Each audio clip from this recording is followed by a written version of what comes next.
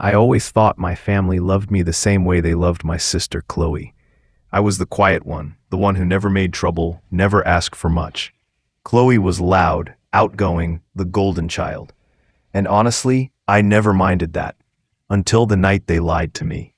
It was a Friday evening when Mom called. She said, "Hey, sweetheart, we're all meeting up for a simple family dinner this weekend. Nothing big, just catching up." Her tone was casual, almost too casual. I told her I couldn't make it because of a work deadline. She didn't insist, just said, "That's okay, honey. We'll take lots of pictures." Something about her voice felt off, but I brushed it off. My mom always had favorites, and I was used to being left out. Saturday night, I stayed home working. Then, around 10 p.m., my phone buzzed. Instagram notifications. My cousin tagged me in a story. I opened it. There she was, Chloe, standing in a beautiful gown, surrounded by flowers, a sparkling diamond ring on her finger. The caption read, "Congratulations to the future Mrs. Harrison." My stomach dropped. It wasn't a simple dinner. It was Chloe's engagement party. And everyone, my parents, cousins, even my aunt who lives 2 states away, was there. Everyone but me. I felt the air leave my lungs. They had lied.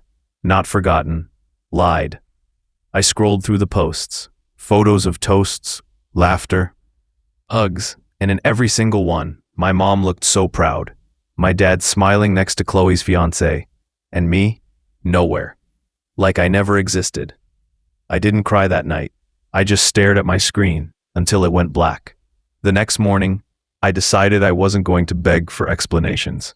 No angry texts, no calls, just silence. For the next few days, I ignored every message from home. Mom texted once, "Did you see Chloe's big news?" I replied with a single word, "Yes." And that was it. A week passed. Then 2. I didn't show up for Sunday dinners, didn't respond to group chats. When my parents called, I let it ring. Then one day, I got an email from my dad's assistant. They needed me to sign off on something related to Grandpa's trust fund. Grandpa had passed a year ago and left everything to be divided equally between me and Chloe. But there was one condition.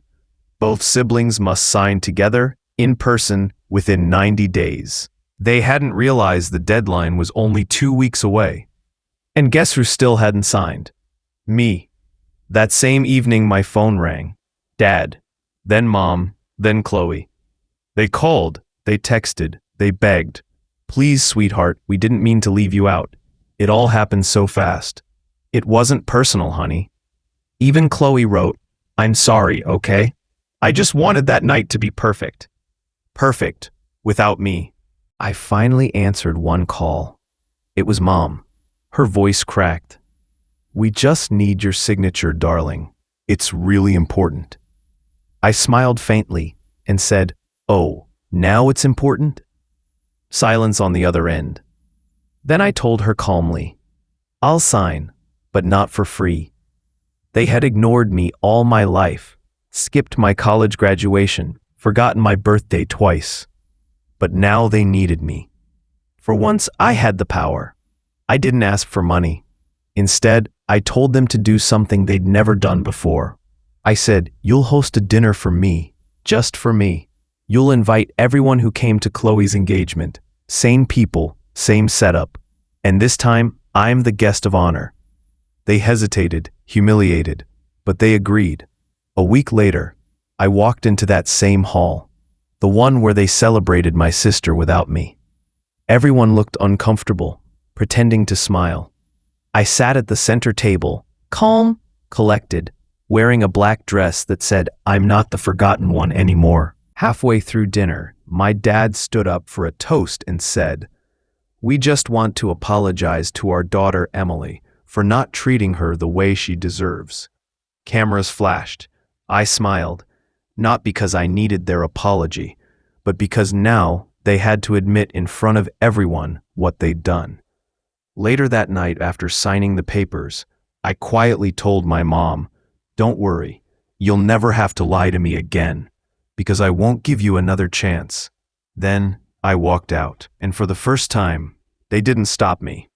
A week later, I transferred my half of the inheritance into a charity fund for foster kids. Kids who never had families to lie to them.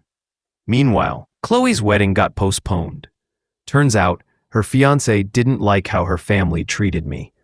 Mom called again, crying, but this time I didn't pick up. I didn't need revenge anymore.